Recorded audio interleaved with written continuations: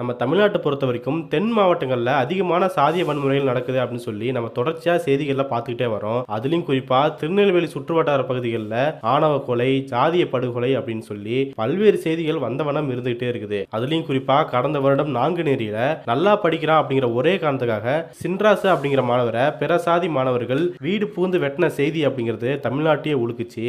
இதை தொடர்ந்து அங்க பல்வேறு சம்பவங்கள் நடந்த வண்ணம் இருந்துகிட்டே தான் இருக்குது. அந்த வகையில சமீபத்தில் திருநெல்வேலியிலிருந்து ஒரு அதிர்ச்சிகரமான செய்தி வந்திருக்குது. காதல் விவகாரத்துல சமரசம் பேசுறதா கூப்பிட்டு ஒரு வாலிபரை ஆணவ கொலை பண்ணிருக்காங்க.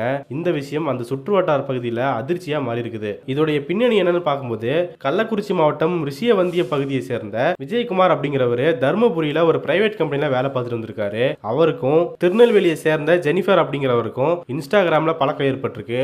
அது நாளடைவில் காதலாகவும் மாறி இருக்குது. இது தொடர்பாக ஜெனிஃபர் அவர்களுடைய வீட்டில் இன்ஃபார்ம் பண்ணும்போது ஜெனிஃபர் அவர்களுடைய அண்ணனான சிம்சன் என்ற புஷ்பராஜ் அவர்கள் இந்த விஷயத்துக்கு எதிர்ப்பு தெரிவிச்சிருக்கிறாரு. இதனால ஜெனிஃபர் அவர்கள் விஷம் குடிக்கிறாரு. அவரை ஹாஸ்பிட்டல்ல சேர்த்து காப்பாத்துறாங்க. அதை தொடர்ந்து தான் ஜெனிஃபர் அவருடைய அண்ணனான புஷ்பராஜ் அவர்கள் கள்ளக்குறிச்சி மாவட்டத்தை சேர்ந்த காதலரான விஜயகுமார் அவர்களை நீங்க நேர்ல வாங்க அப்படின்னு சொல்லி பேச்சுவார்த்தைக்கு அழைச்சிருக்கிறாரு. அதை நம்பிய விஜயகுமாரும் தன்னுடைய நண்பர் கூட சேர்ந்து திருநெல்வேலி ரயில்வே ஸ்டேஷன்ல வந்து இறங்கி இருக்கிறாங்க. சோ அதை தொடர்ந்து ஜெனிஃபரோட அண்ணனான சிம்சன் அவர்களும் அவருடைய நண்பரான சிவா அப்படிங்கிறவரும் சேர்ந்து விஜயகுமார் அவர்களை மட்டும் தனியா வண்டியில கூட்டிட்டு போயிருக்காங்க. அதை தொடர்ந்து நெல்லை மாவட்டம் சாந்தி நகர்ல சிவா அவர்கள் வாடகைக்கு இருக்கிற வீட்டின் மாடியின் மேல 3 பேருக்கு பேச்சுவார்த்தை நடக்குது. அப்போ என்னுடைய தங்கையை நீங்க காதலிக்க வேண்டாம் அப்படின்னு சொல்லி ஜெனிஃபரோட அண்ணன் வந்து மிரட்டவும் அங்க வாக்குவாதம் ஏற்பட்டிருக்குது. அதை தொடர்ந்து சிம்சனும் சிவாவும் சேர்ந்து விஜயகுமார் அவர்களை அறிவாளால் வெட்டி படுகொலை செஞ்சிருக்காங்க. சம்பவ இடத்துல இருந்து தப்பிச்சு ஓட பார்த்த சிம்சனையும் சிவாவையும் போலீசார் கைது செஞ்சிருக்காங்க. சோ ஒரு காதல் பிரச்சனையில கள்ளக்குறிச்சி மாவட்டத்துல இருந்து திருநெல்வேலிக்கு கூப்பிட்டு அவளை படுகொலை செஞ்சிருக்கிறது அப்படிங்கிறது பலருக்கும் அதிர்ச்சி ஏற்படுத்தியிருக்குது. இந்த கொலை சார்ந்த செய்தியை சோசியல் மீடியாலையும் சில பேர் ஷேர் பண்ணிட்டு இருக்காங்க. அவங்க சொல்லக்கூடிய விஷயம் என்னன்னா, கொலை செய்யப்பட்ட வாலிபரான விஜயகுமார் அவர்கள் வன்னியர் சமுதாயத்தை சேர்ந்தவர் அப்படின்னும் அவர் காதலித்த ஜெனிஃபர் அவர்கள் நாடார் சமூகத்தை சேர்ந்தவர் அப்படின்னு சொல்றாங்க. சோ இந்த கொலையானது சாதிய அடிப்படையில திட்டமிட்டே செய்யப்பட்ட ஆணவ கொலைதான் அப்படின்னு சொல்றாங்க. சாதியின் பெயரால மனிதர்களா இருக்கக்கூடிய ஆணும் பெண்ணும் சேரக்கூடாது அப்படின்னு சொல்லி ஆணவ கொலை பண்றது இந்தியா முழுக்க நடந்துகிட்டே வருது. அந்த வகையில இந்த விஷயத்தை பொறுத்த வரைக்கும் 2 இடைநிலை சாதிகளுக்கு நடுவே சாதிய பாகுபாடு பார்க்கப்பட்டு வன்னியர் சமுதாயத்தை சேர்ந்த வாலிபர் கொல்லப்பட்டிருக்கிறாரு. நம்ம தமிழ்நாட்டை பொறுத்த வரைக்கும் கொல்லப்பட்ட இருவர்ல யாராவது ஒருத்தர் பட்டியல் இனத்தவர் அப்படின்னா தான் அதை ஆணவ கொலையா கருதப்படக்கூடிய மனநிலை இருக்குது. ஆனா சாதியின் பெயரால எந்த காதலர்கள் கொல்லப்பட்டாலுமே இல்ல கணவன் மனைவி கொல்லப்பட்டாலுமே அதை நாம ஆணவ கொலை அப்படின்னு தான் பார்க்கணும். சோ இந்த இடத்துல நாங்க தான் ஆண்ட பரம்பரை அப்படின்னு சொல்லிக்கிற 2 ஆதிக்க சாதிகள் சம்பந்தப்பட்டிருக்காங்க.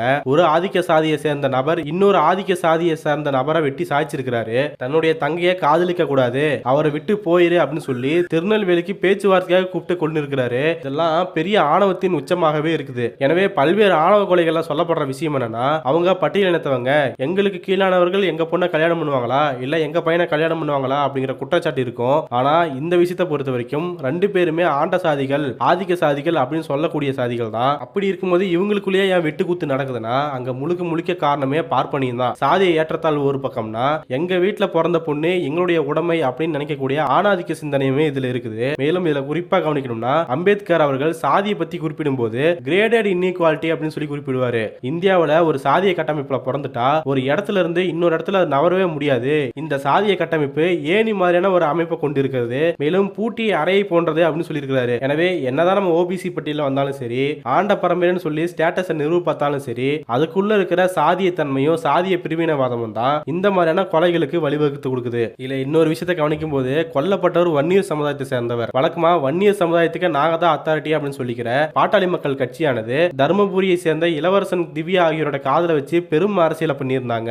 அதுல இருந்து நாடக காதல், தலித் அல்லாதோர் கூட்டமைப்பு அப்படின்னு சொல்லி பெரிய அரசியலை பண்றதுக்கு முற்பட்டாங்க. சோ ஒரு வாக்கரசியலுக்காகவும் தன்னுடைய இடம் இங்க நிறுவப்படணும் அப்படிங்கிறதுக்காகவும் இளவரசன் அவருடைய கொலையை வாக்கரசியலுக்காக பயன்படுத்திய ராமதாஸ் அவர்கள் அவர் சொல்லக்கூடிய சத்திரேண்டா அப்படின்னு சமுதாயத்தை சேர்ந்த விஜயகுமார் அவர்கள் தான் இப்போ திருநெல்வேலியில் வச்சு கொல்லப்பட்டிருக்கிறாரு. இதுக்கு இப்போ ராமதாஸ் அவர்கள் என்ன சொல்ல போறாரு அப்படிங்கிற கேள்வி எழுது. சத்திரியனுடைய இலக்கணமே புஜத்தை தட்டிக்கொண்டு உயர்த்தி கொண்டு இப்பவாச்சும் இந்த ஜாதிய படிநிலை நம்மளையும் தான் சேர்த்து கொள்ளுது அப்படிங்கிற விஷயத்த ராமதாஸ் அவர்கள் புரிஞ்சுக்குவாரா அப்படிங்கிற கேள்வியும் நமக்கு எழுது. ஆக நாம ஒருத்தரை ஒடுக்க நினைச்சா இன்னொருத்தர் நம்மளை ஒடுக்குவாரு. அதுதான் இந்த சாதிய சமுதாயத்துல ஒரு தீர்க்க முடியாத அங்கமா இருக்குது.